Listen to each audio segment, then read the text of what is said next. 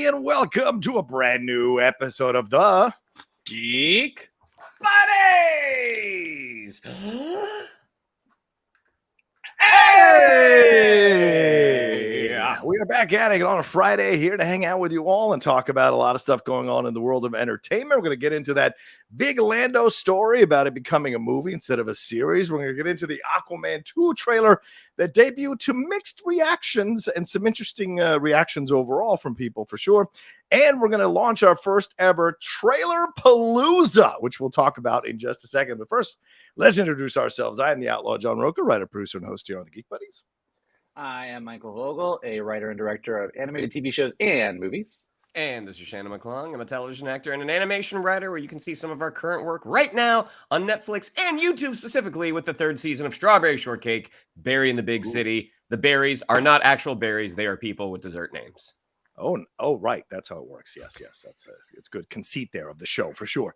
All right, well, we're going to get into all of it here for sure. And the TRAILERPALOOZA thing, this is how it works. Each of us has come up with some, because there's not a lot of overall entertainment news happening, but there are a lot of trailers dropping. So we thought this week we'd try something new where all of us grab some trailers we like and talk about it, present it here on the show. And then we'll get into our main topic, which is going to be that LANDO discussion and the news there. But Shannon McClung, you're kicking us off. Where shall we go? With trailers. The first one is our first look at the long-awaited sequel, Aquaman and the Lost Kingdom. So, Is it a long-awaited? Considering that the movie came out in 2018 and it was supposed to come out a while ago, yes, I would say, I didn't say who was waiting. I just said it was long-awaited. Yeah. So this one, again, directed by James Wan, starring again Jason Momoa, Nicole Kidman. It's interesting that, Aquaman is still, to date, the highest grossing film from DC.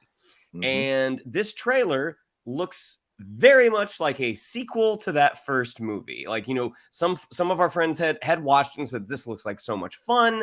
Other folks are like, it doesn't look that great. And it's like, this is literally, like, if you were one of the folks that enjoyed that $1 billion movie, it looks like you might enjoy this. But gentlemen, I'm going to throw it over to you all first. Johnny, why don't you take it away? What do you think of our first look at Aquaman and the Lost Kingdom? I'll dive in. This is what I'll say. I did a trailer reaction for it yesterday. I fully expected this to be just an absolute shit show. And I got to say, I really liked it. I don't know why it worked on me. I don't know what it is about it, but I like the idea of the bromance stuff with him and Patrick Wilson. They really do have great chemistry. And I just have a love for Momoa. He's so charming in the role. And I like that we get this interaction with them and what it leads to. And yes, are there shades of Lord of the Rings and shades of stuff we've seen before, Thor and Loki, that relationship? Certainly, there's shades of all of it, but this looks absolutely out there, gonzo, and the right kind of humor. That was the negative thing I felt about the first movie, is that it was not my kind of humor at all.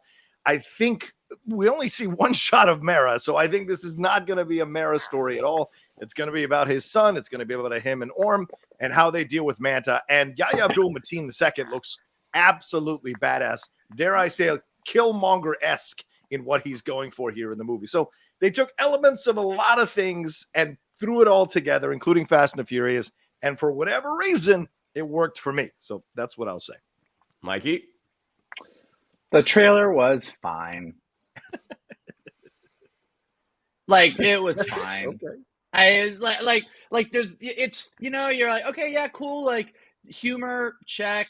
Here's what the story is, check. Here's a lot of sea monsters and sea creatures, and let's use the trident to unite the seven seas. And all the pieces in this trailer, you're like, yeah, sure, this is fine. But at this point, based on the execution thus far, nothing about the trailer felt like it had any weight to it, if that makes sense.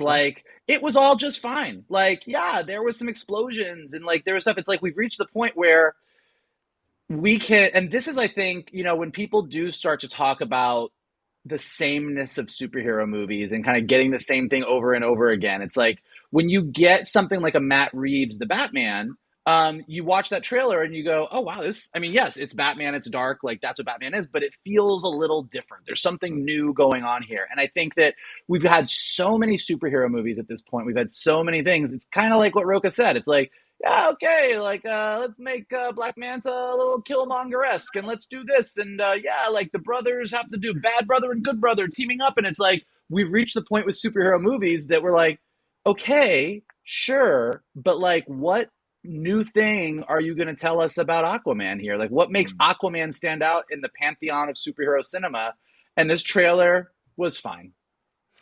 Yeah, I mean, I'm with Vogel on this. As someone who was not a big fan of that first movie, I was thrilled that we got an Aquaman movie, and I thought the version that Jason Momoa was playing worked really well for that particular story.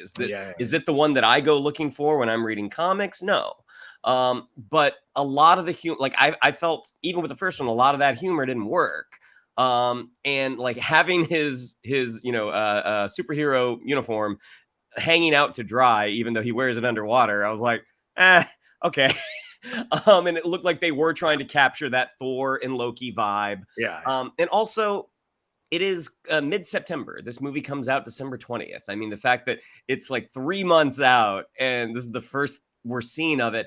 I don't know. I mean, do I hope it's successful? Yes, because this is the one that apparently James Gunn did have some creative input. Like they had done 3 rounds of reshoots or 2 rounds of reshoots, and he and Peter Safran kind of came in, even though Peter Safran is a producer on this, they came in at the end with their notes and allegedly got it into better shape. But we'll see. I mean, it is very much a sequel to that first movie. And if you liked that first movie, you're probably going to like this. That's what it seems. So Aquaman and the Lost Kingdom comes out December 20th. Our next trailer is this one I thought was pretty interesting. And this is Mike Flanagan's The Fall of the House of Usher for Netflix. So this one, Mike Flanagan is Haunting of Hill House, which was fantastic. Haunting of Bly Manor, which was a show, and Midnight Mass, which I thought was, God, that's a really, really great idea that didn't quite land the plane at the end. But okay, well, we'll get to you. But this is kind of the same format. He's taking some of the writings of Edgar Allan Poe and has crafted this story about the House of Usher, which in this apparently they are a pharmaceutical company, and it seems like they're kind of like the Sacklers almost. He's using a lot of his regular cast, including Carla Gugino, Henry Thomas. This is coming out in September. This is coming out in October. This looks like it could be a great Halloween show. But gentlemen, I'll throw it over to you. Mikey, why don't you take it away? I think we know what you're going to say. The Fall of the House of Usher. What'd you think? I like this whole like Flanagan vibe, like kind of taking like his cast of actors that he likes to work with, adding in some new people here and there, and kind of just telling us these stories. It's sort of like what Rian Johnson does with Knives Out and Glass Onion on like the sort of murder mystery side. Flanagan is doing a like spooky story vibe, and I agree with you that the House of Bly Manor was the lesser of them. I thought the Haunting of Hill House or House of Haunted Hill. Wait, what was it? Haunting of Hill House. Thank you. That was great. That scared the shit out of me. And I loved Midnight Mass. Midnight Mass definitely is not everyone's cup of tea. It's very monologue-y. But I loved what it had to say. Like I ate that show up. So I'm definitely on board for this. I love the idea of sort of modernizing Edgar Allan Poe. The cast is just stellar.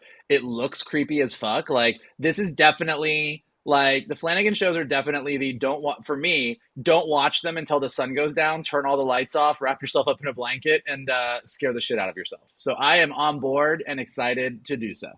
Johnny, what'd you think?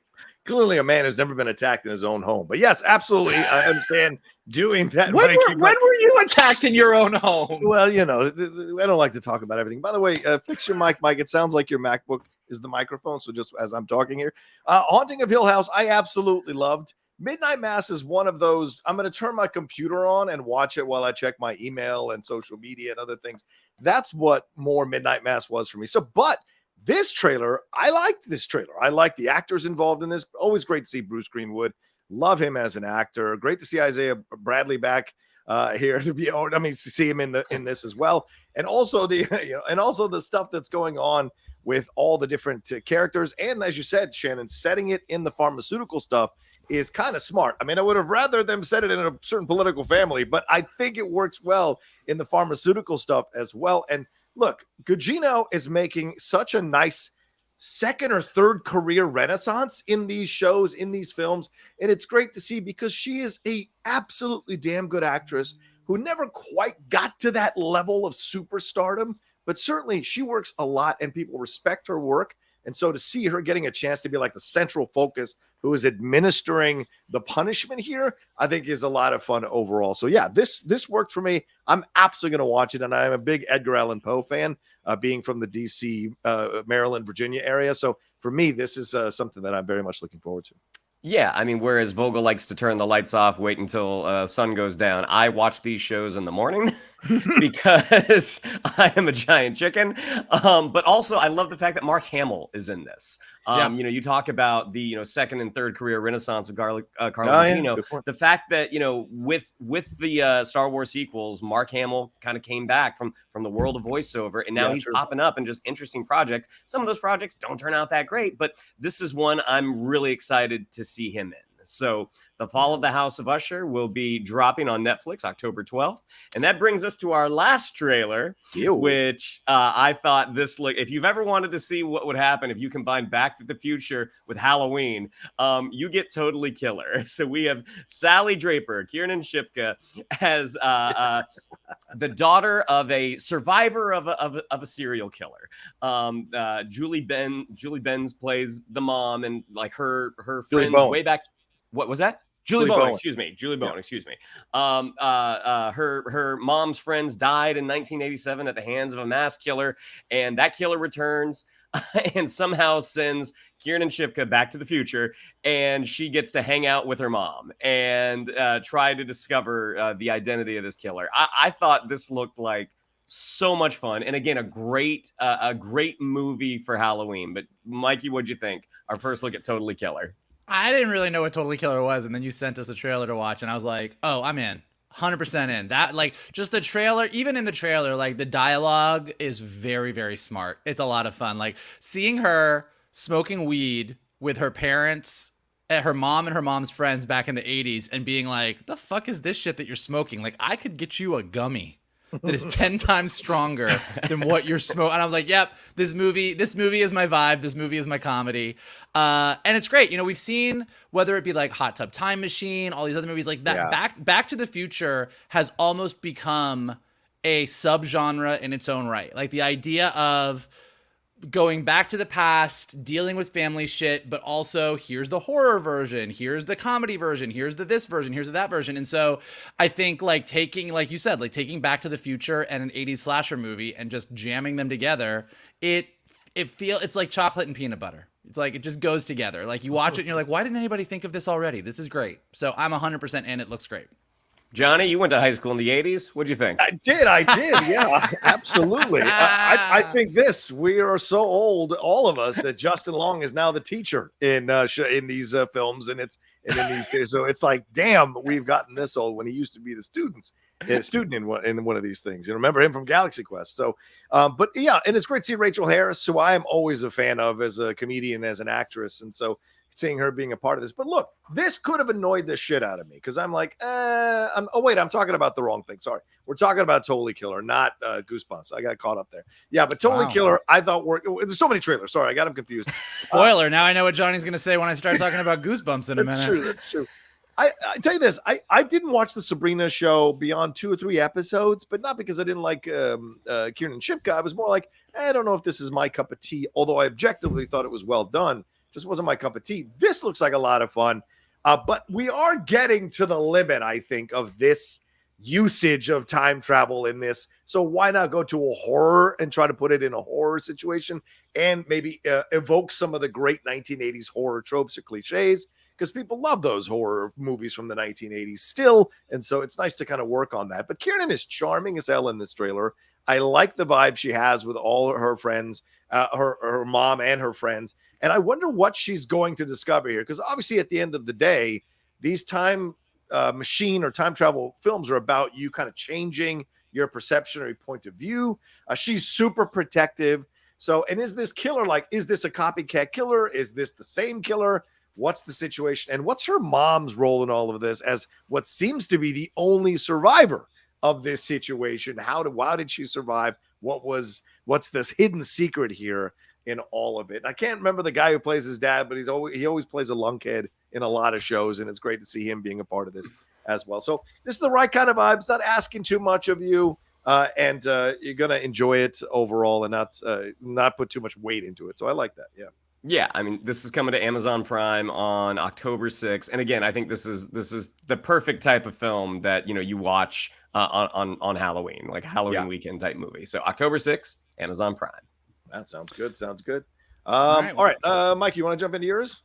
Yeah, sure. I mean, you know what? You already spoiled the my opening here, but hey, Sorry. trailers. Why don't we start with the trailer for Goosebumps, which John already gave his review to. Yes, we got our first look at the Goosebumps live action series based on R.L. Stein's best-selling books, obviously. It will be premiering on both Disney Plus and Hulu on Friday, October 13th. 10-part series. It's going to drop its first 5 episodes as part of Disney Plus's Hallow Stream and Hulu's Huluween celebration. So definitely like leaning into the spooky.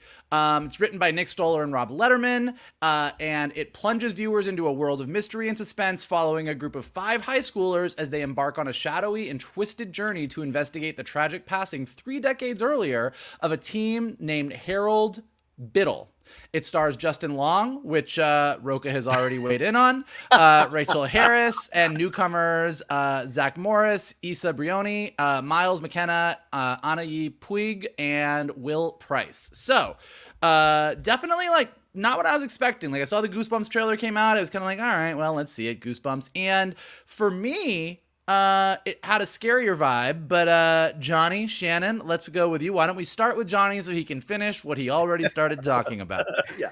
Again, just like seeing Justin Long and Rachel Harris together. I see nice chemistry, but there's a harder edge to this along with the humor, which I kind of liked. I'm like you, Michael. I wasn't sure. Shannon put it on the list. I'm like, I don't know if I want to watch this trailer. I watched it. I was like, oh, you know what? This is not bad. This could have annoyed me, but it doesn't. It's actually kind of fun and interesting. And I like the chemistry of the character or the actors that are involved in all of this. And Zach Morris. Oh my God. Isn't that the name of what's his face? Sure. Mark Paul Gosselaar. Somebody's parents were big fans. Saved by the Bell. Huge. But no, the end shot of them destroying that person and exploding and the taste of that person, I thought that really worked. But yeah, to me, this looks like a lot of fun. And you've got the requisite rap song going with it, right? That works nowadays to make it cool and hip. When it was Goosebumps, all of that. Okay, Grandpa. I'm just saying, you don't need it. You don't need it. You kids with your rap music. With your filth and your flarn. Anyway, yeah. Right. Yeah, you know what? I was like, when you think of Goosebumps, you think of Nickelodeon.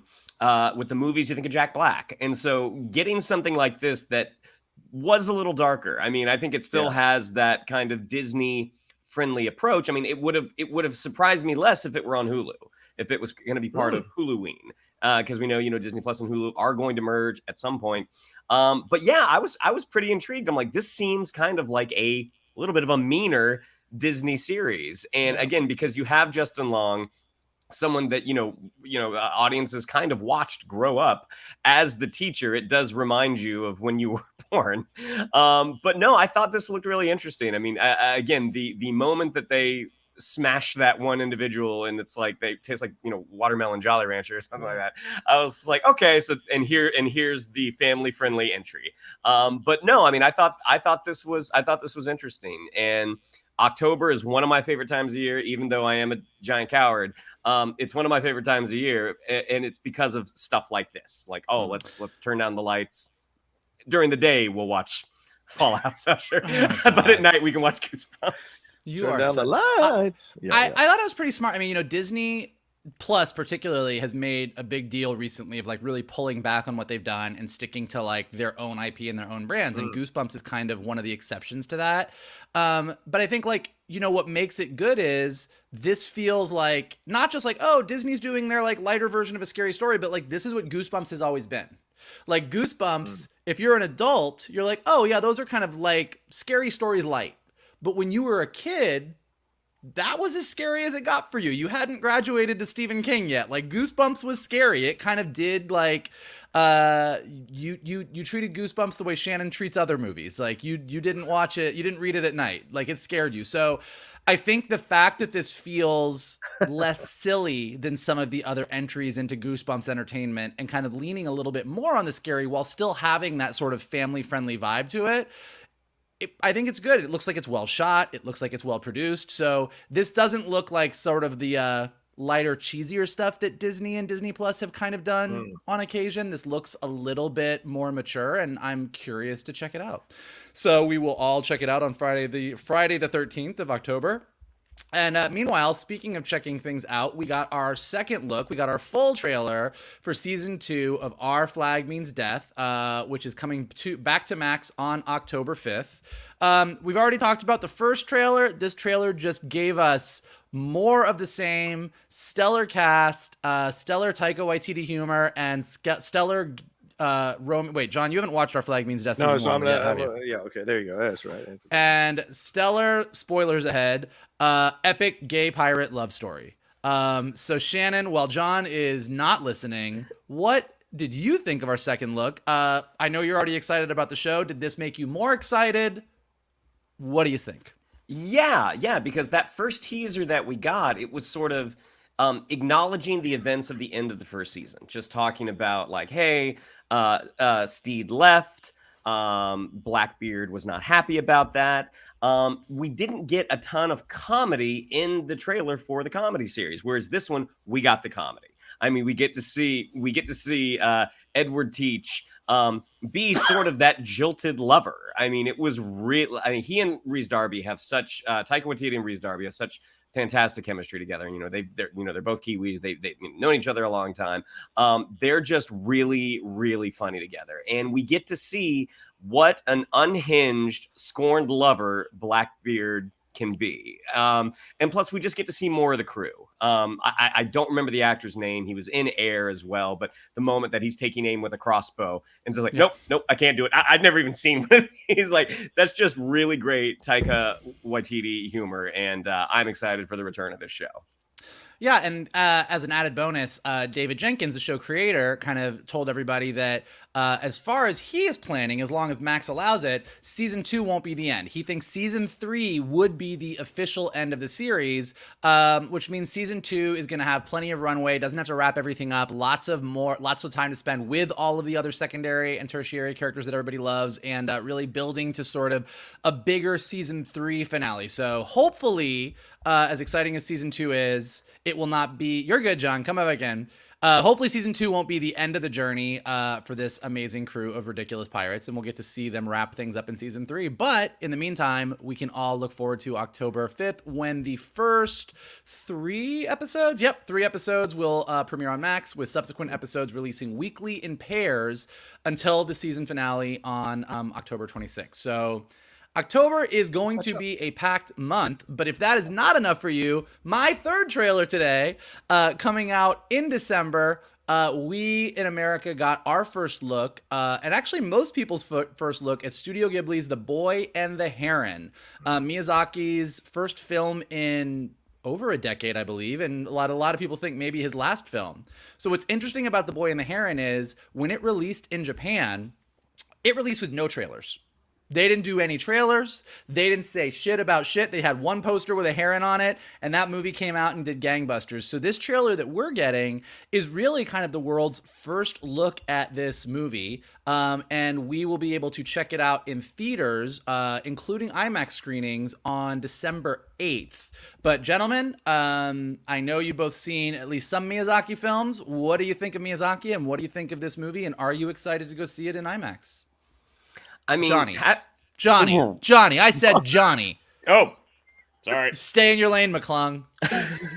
I'll make it quick so Shannon can get into his points. But here's the thing. To me, we just did Spirited Away on the Cinephiles, so I was very into the Miyazaki mindset of films and caught up on a couple more. I rewatched Mononoke again, and which I really love, and so got back into when I watched this, and it's only a minute and a half. I was really surprised how little they showed in the trailer, but the vibe and the feeling and the animation, all of it it's unmistakable what you're getting here, and the story that seems to be kind of alluding to some of the darker edges of childhood leading into adulthood. All of that is coming through here. And what does the Heron symbolize? And so a lot of questions that I have. So for me as a cinephile, because I think Miyazaki's films absolutely qualify as like higher level animation, I'm very curious to see the symbolism and messages that are coming out of this movie along with the fantastic animation. So yeah, it worked for me. Yeah, I mean, having lived in Japan for 2 years, I was exposed to a lot of Japanese entertainment. And for the most part, Japanese animation has never really been my thing. But the exception has been Miyazaki. The thing that really, I mean, obviously the visuals are unmistakable. Like, this is a Miyazaki film. But the thing that really kind of drew me in was sort of the mystery of this. I mean, they talk about death. They talk about, like, what, as Johnny already said, what does this heron actually represent? So again, this is not the type of film I would normally go to see in a theater, but because of the Miyazaki factor, this is one I'm actually quite looking forward to. Yeah, I mean, what I love, and I've always loved about Miyazaki is as someone who kind of has grown up on American animation, Disney movies, Pixar movies, DreamWorks movies, even though there's a certain structure and style to American storytelling. There's American story structure. Like, you can go to the bookstore and get a ton of books on basic cinematic story structure and US stories. And Japanese stories don't always follow that structure, and Miyazaki films are just all over the place, and it's always kind of so exciting for me because when I go see other movies, you're kind of like, okay, so here's we were end of Act 1, we're moving into Act 2. I kind of feel like I know where this is going. Like, sometimes you get little surprises, but you kind of get a sense. Miyazaki films, I'm out on the ranch. Like, I don't know what's going on, I don't know what's happening, and I love it. It's great. Like, I love just watching these movies that are so visceral and so emotional, and watching this trailer very much felt like that. So I'm very, very excited. When we kind of got to the end of summer movies, I was kind of like, all right, well, that was that summer. I don't know what I'm excited. And as all these trailers have been coming out for things that are coming on streaming, things that are coming into theaters, like, I'm starting to get really stoked for October, November, December, because we're getting a lot of stuff to check out. So I will definitely be going to IMAX to see this on opening weekend, and I hope we will all talk about it. Yeah, the dreary days of August and September are dissipating slowly but surely, and here we go into some great fall season stuff for sure. Well, let's take a quick break, and we'll jump into my trailers and jump into our main topic here right after this.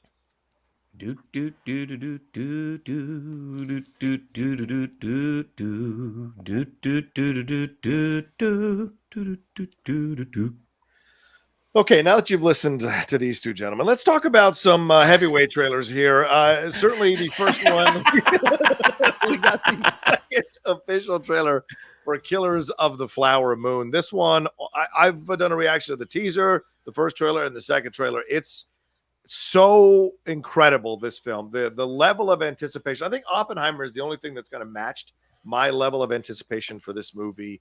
And this second trailer had much more of the stuff with Robert De Niro and DiCaprio, and it seems like De Niro sent DiCaprio in to the Osage people to essentially be a plant and a spy for some arranged marriage, so they can get closer to screwing the Osage people over, murdering them in order to take over their oil and their land. So that came through really powerfully in this trailer, and that he may have to turn on his it seems like his uncle in order to do what he needs to do, what's right here for Jesse Plemons' FBI agent. So a lot in this, heartbreaking stuff. Lily Gladstone, great stuff in the trailers. Well, breaking down on the stairs there with someone she loves has died. So a lot of heaviness to this trailer, but also an incredible sense of direction throughout this. So Michael, I'll give you first dibs here. What do you think of this new trailer for Killers of the Flower Moon?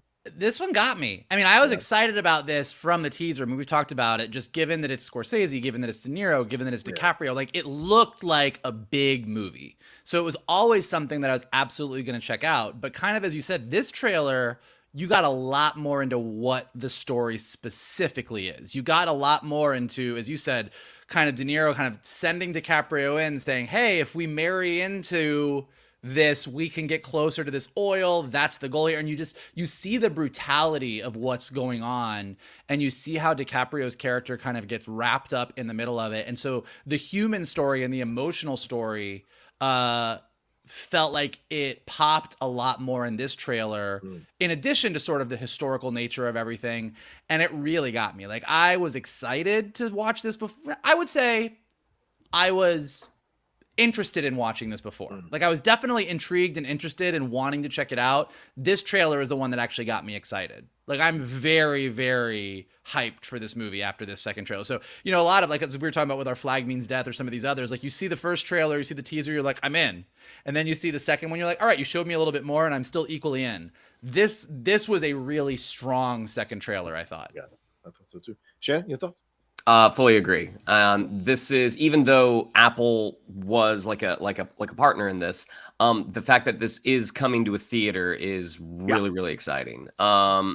Martin Scorsese is, you know, I think a lot of folks, when you ask who is our greatest American filmmaker, modern day, they're going to go with Spielberg. I mean, that seems to be the go-to answer. But Martin Scorsese is right there. I mean, even with a movie like The Irishman, which Johnny and I were lucky to see on the big screen, even with a movie like The Irishman, which that's a long movie, the way that he tells and crafts a story is just so engaging. And the thing that's really appealing to this story, for me at least, is this focuses on a story that I had no knowledge of. I think about like the Tulsa race riots in Watchmen, the Tulsa massacre. That was something I had no idea had even occurred. This is something that does not, at least when we were going to school, this is something that didn't get taught.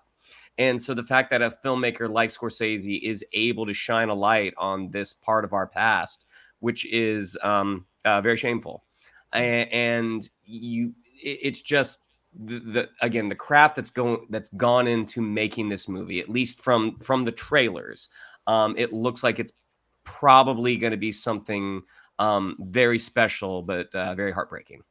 Yeah, and Scorsese came out and said that he rewrote the script to focus more on the Native American story, more on the Osage, because initially the script focused more on the white people in the movie, and he felt like he was going to be repeating the same patterns all over again that this story was about, which was the focus on trying to make sure they're highlighted, they're seen, you know, so that's a difference there. And this is going to be on IMAX, which they just announced a few days ago. So seeing this, it's coming out on October 20th. So seeing this on IMAX screens will be really a magical experience. Well, magical in the sense of appreciating the artistry that is involved in the creation of this film for sure, and the acting.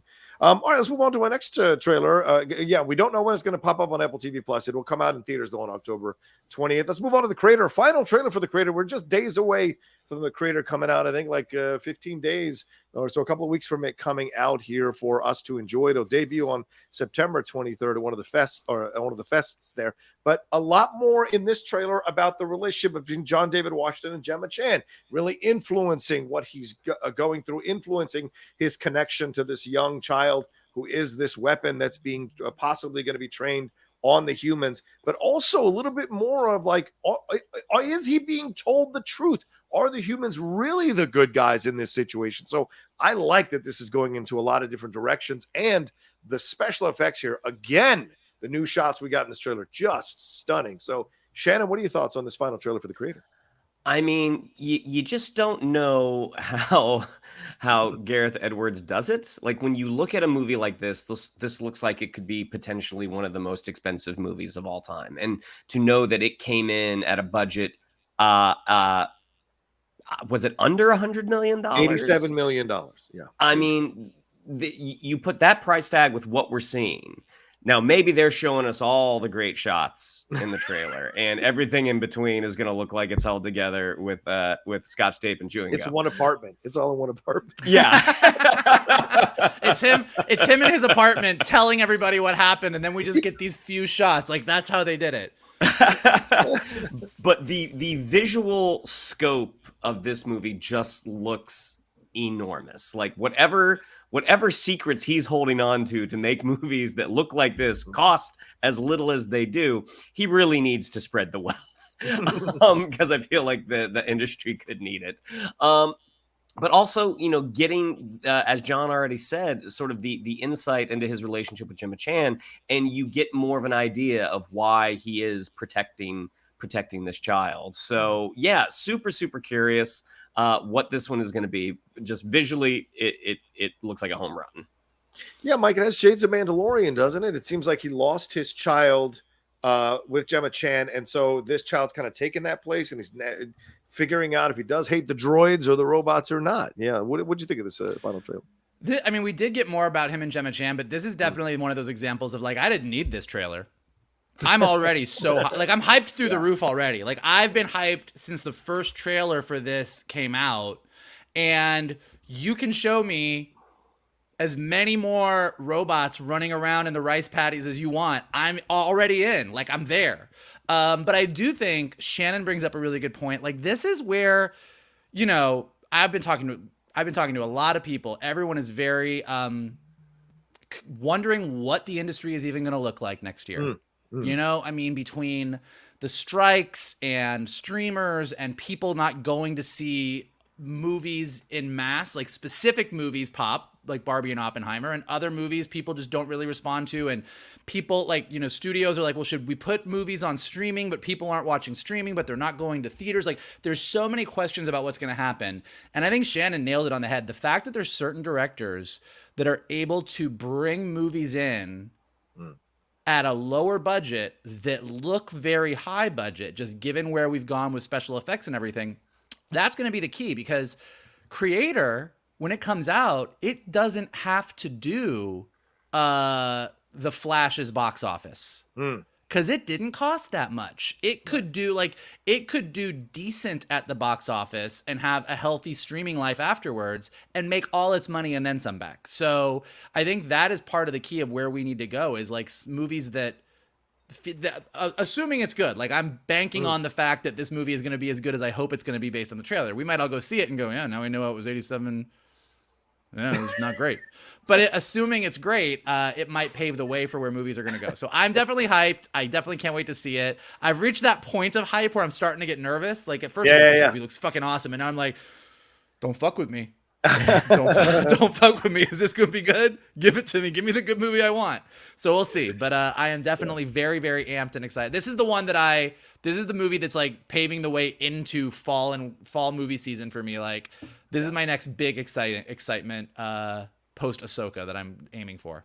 I mean, 87, and he got Hans Zimmer to do the score. So, I mean, that's pretty incredible there for sure. But yeah, this comes out September 29th. It will debut at Fantastic Fest on September 26th for anyone who might be going to Fantastic Fest. All right, our last trailer here is from Wes Anderson himself, one of my favorite filmmakers, The Wonderful Story of Henry Sugar. This is a 40-minute or 39-minute film to be exact, but it's based on a Roald Dahl's collection here from 1977, The Wonderful Story of Henry Sugar and 6 more. This is one of 4 films that apparently Wes Anderson is doing and Netflix are doing based off of this, the short stories in this book. This one stars Benedict Cumberbatch, Ray Fiennes as Roald Dahl, Dev Patel, Ben Kingsley, Rupert Friend, and Richard Ayoade. So, Shannon, I go to you first here. What were your thoughts on The Wonderful Story of Henry Sugar? Well, I'm not a big Wes Anderson guy. Like, I appreciate the very specific way he tells a story, but for the majority of his filmography, I'm just not a fan. I mean, I really like The Grand Budapest Hotel. I think that is my favorite Wes Anderson film, and shortly behind that, or right behind that, is The Fantastic Mr. Fox. And I think also part of the based reason, on a Roald Dahl film story, yeah. So I think part of the reason my enthusiasm it just runs out of gas for a lot of Wes Anderson's movies has to do with the length. Because once your eyes become accustomed to that kind of visual palette, the way he films, it's sort of like, okay, yeah, I get it. Like, if the story hasn't hooked me, the visuals aren't enough to keep me in. Maybe this, as it is a 37-minute film, maybe this is sort of the perfect way for me, at least, to watch Wes Anderson. Now, the cast is beyond belief. And you know exactly what it is going to be. And like, the trailer did make me laugh. I thought Dev Patel had a couple of funny moments. So maybe this is going to be the way that Wes Anderson going forward should film. Tight 37 minutes, get them in, get them out. Mikey, your thoughts?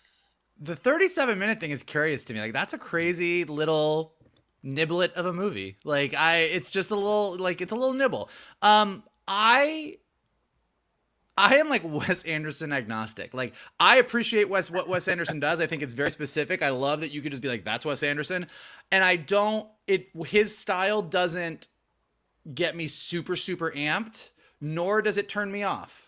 Like, it is just a down the line, like, I can watch Wes Anderson and be like, huh. And so it's really kind of to what Shannon said. It's based on the story. Like, I like his visual style. I like his aesthetic. I like his very unique way of telling a story.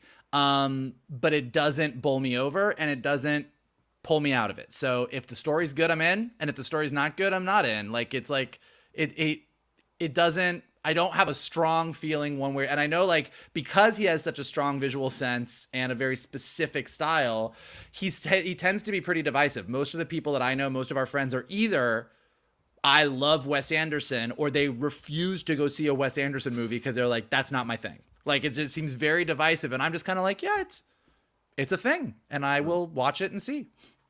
Yeah, I'm firmly in the camp of I love Wes Anderson. I enjoy the uniqueness with which he tells his stories and the different approaches.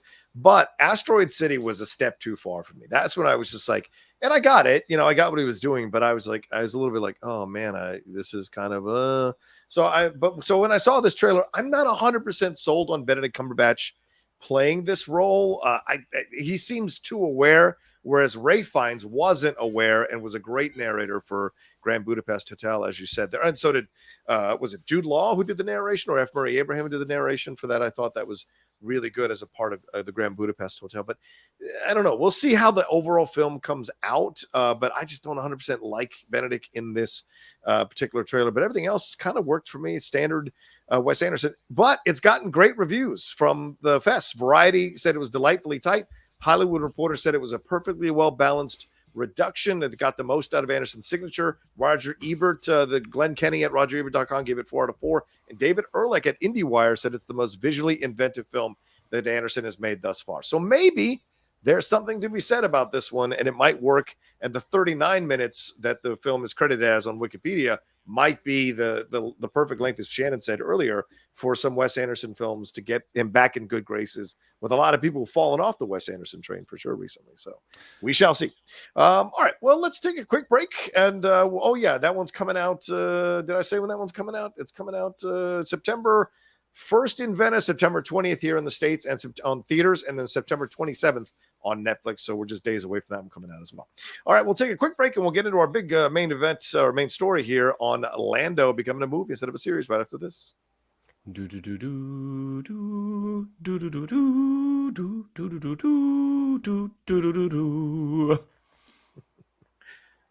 right, Mikey, you want to lead this one, or go ahead, take it away? Sure. Lando is a series.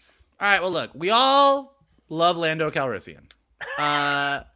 And aside from Solo being a little bit more of a divisive film in the Star Wars echelon, like, I think everybody agrees that Donald Glover playing a young Lando Calrissian is something that we all liked. You might not have liked the rest of Solo, but everybody seems pretty universally on board with that. And so Lando kind of being a Disney Plus series in the mix, like way back at one of the Disney investor meetings long ago when they were announcing everything, Kathleen Kennedy came out and Lando was on the slate for Disney Plus. Then everybody said we're going to do less stuff, and Lando kind of was in the mix or not in the mix, and Justin Simeon was attached to it, and we were going to see. And then we found out about a month ago, maybe, that Donald Glover and his brother were actually going to be doing Lando the series. Justin Simeon found out on the internet at the same time that we did, which was not ideal for him. Yeah. But that was exciting. We were all stoked that Donald Glover was going to kind of bring Lando back, and not only in front of the camera, but also behind the scenes. And it was really cool. And I guess Disney thinks it's really cool too. So cool that they have decided that it's not going to be on Disney Plus, and that Lando is going to be a full movie and not a Disney Plus series. So gentlemen, is this good? Is this bad? Is this hopeful? Does Lando belong on the big screen? Does he not belong on the big screen? Is this better as a series? Do we want more Star Wars prequels? Or like because now, if this is the case, we have 4 Star Wars movies in the mix. Yes. That are quite a mixed bag of movies. Is this a good idea or a bad idea? What do you think? A couple different ways to look at it. One is historically, at least recently, at least, like, what's the quickest way not to get your movie made? Make it a Star Wars. That's what kind of what it seems like. And also, it seems like again recently the allure of the prestige streaming series, the bloom has fallen off the rose a little bit. And for Donald Glover, I think it makes perfect sense. Like, you know what, I did enjoy playing this character. I was universally the one thing that everybody did like about this movie. However you felt about the movie, I don't think there was one negative reaction to Donald Glover's performance. Like, there could not be a more perfect actor to play a young Lando Calrissian. And I think everybody would like to see more of that. I mean, it kind of made sense for it to be a series. And again, as fans, we come up with our own stories in our head. I'm like, God, I hope they get Billy D involved. I hope it's him recounting like his younger days, like, you know, the young Lando Calrissian Chronicles. But it as a movie, like, if the story is there, fantastic, because Donald Glover as the lead of his own film, as this character, sounds great. But even in the Variety article, I mean, looking at what Stephen Glover said on the Pablo Torre Finds Out podcast, what he says, and this is a quote, "It's not even a show. The idea right now is to do a movie. Right now, because of the strike, it's kind of like telephone, all the information." Even him saying, well, the idea right now tells me that this is nowhere near happening. But fingers crossed that it does happen, because I would love to see Donald Glover have another crack at the bat with Lando. Yeah, I love him as Lando, but what I've kind of been aware of more and more as you kind of talk to people who are not in this bubble is how many people actually would show up for a Lando movie. And I have concerns, and especially for Donald Glover, who has never been a movie star in any way, shape, or form in anything he's done. And the Atlanta hype got less and less every season.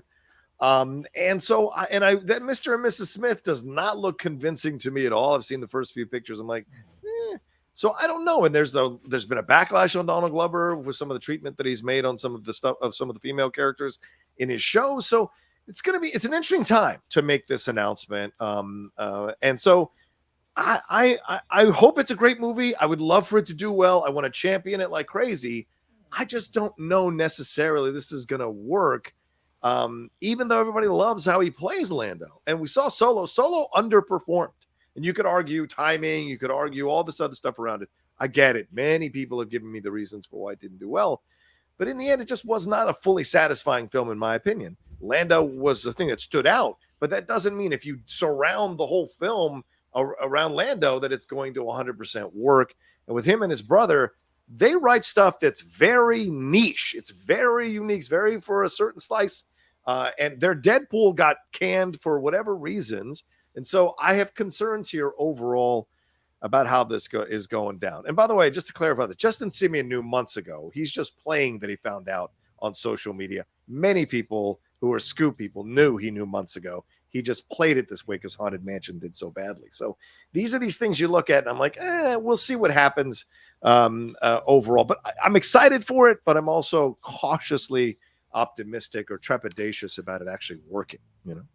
I mean, look, and Michael, you said it's 4 Star Wars films. That's a lot considering it nothing. So, yeah. Well, I mean, to Shannon's point, this is in its infancy. So, but I think the bigger thing is it's just, look, if the past couple years of Marvel and Star Wars and DC and everything have taught us anything, it's like, look, audiences are going to be down if a story is good. Like, if you give us something that's great, we're going to get on board with it. But also, there needs to be a method to the madness. You can't just be throwing out movies willy-nilly left and right, particularly with Star Wars. Like Star Wars already has this, like James Mangold is doing a movie about the very beginning of the Jedi that took place thousands of years ago.